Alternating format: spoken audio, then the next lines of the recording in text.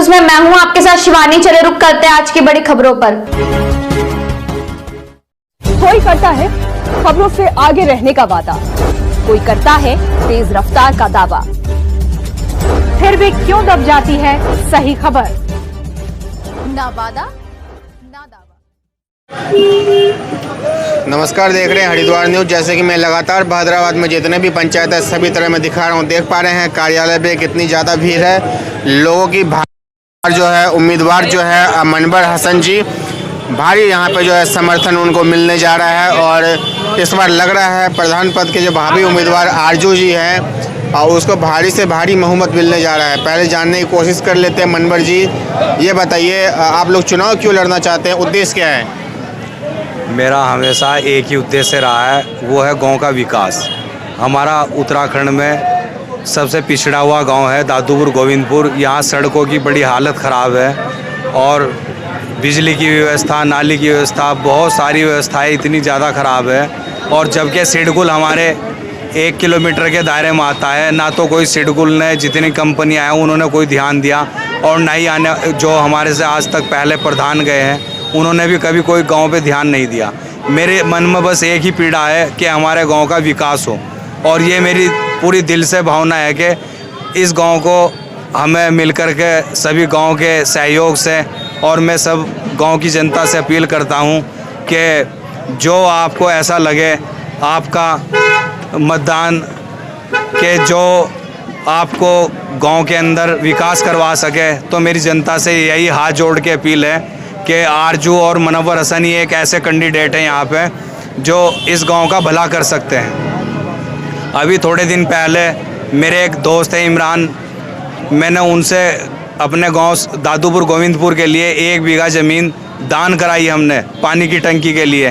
पानी का बड़ी व्यवस्था ख़राब थी हमारे गांव की, क्योंकि सिडकुल बहुत ज़्यादा नज़दीक था। पानी इतना ख़राब हो गया है आसपास का क्षेत्र का कि लोगों के जैसे खुजली की बीमारी, बाल उड़ना, आंखें कमज़ोर होना, बहुत सारी बीमारी ऐसी हो गई है पानी को लेकर के, जो यहाँ पे कोई आला अधिकारी या कोई विधायक इस चीज़ की कोई कभी बात नहीं करते, और न ही जनता में कोई इस तरह का मैसेज देते कि गांव का जिससे विकास हो सके।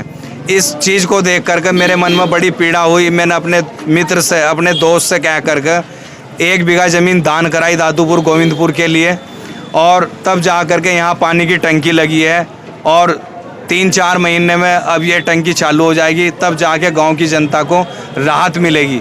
और मैंने हमेशा गांव के लिए विकास के ही बारे में सोचा है, और यही मेरी प्राथमिकता है कि हमारे गांव के अंदर सड़क, पानी, नाली, बिजली और शिक्षा को लेकर के, मेरा जबकि अपना स्कूल भी है, और मैं हमेशा यही चाहता हूं कि हमारे गांव में सभी जनता शिक्षित रहे। शिक्षित हो गए तो इन्हें पता भी चलेगा कि हमें कितनी सरकार से योजनाएं आती है, उसका लाभ कैसे मिलेगा, और तभी जा कर के हमारा गांव ये तरक्की करेगा। तो जैसे कि देख रहे हैं यहाँ पे भ्रष्टाचार चरम सीमा पर है। ये बताइए आपकी पंचायत में स्वास्थ्य, शिक्षा, पानी, बिजली की क्या क्या समस्याएं रहती हैं? सबसे मेन तो मैंने अभी बताया था कि भाई सड़कों को लेकर के, सड़कों की जर्जर हालत है।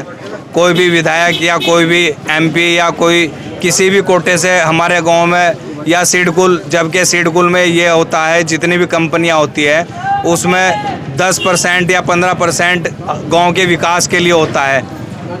किसी भी आसपास फैक्ट्रियों ने कोई भी गांव के आसपास के इलाकों का कोई ध्यान नहीं देती है।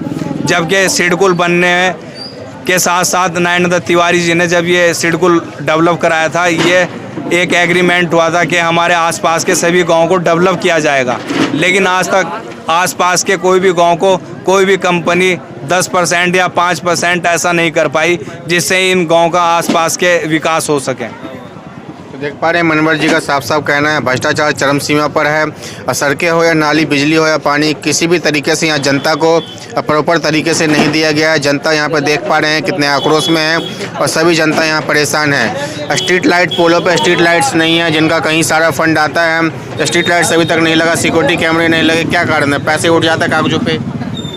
अब तक जो भी प्रधान बने हैं वो तो कभी भी कुछ करना ही नहीं चाहते इस गांव के लिए, और योजनाएं आती भी है तो बताते हैं कि दादूपुर गांव के लिए बहुत कम योजनाएं हैं, आज तक यही जनता को कह करके गुमराह किया है। अब मेरे मन में बड़ी पीड़ा थी इस बात को लेकर के कि हमारे गांव का विकास नहीं हो रहा है।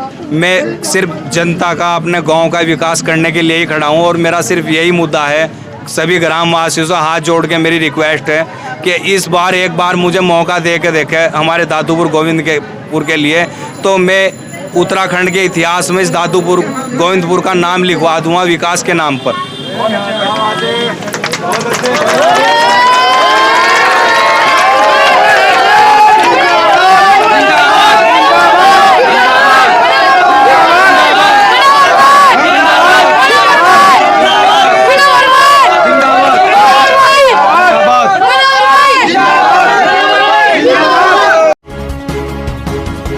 मेरे साथ बस इतना ही। बाकी की तमाम खबरों के लिए देखते रहिए यू न्यूज़।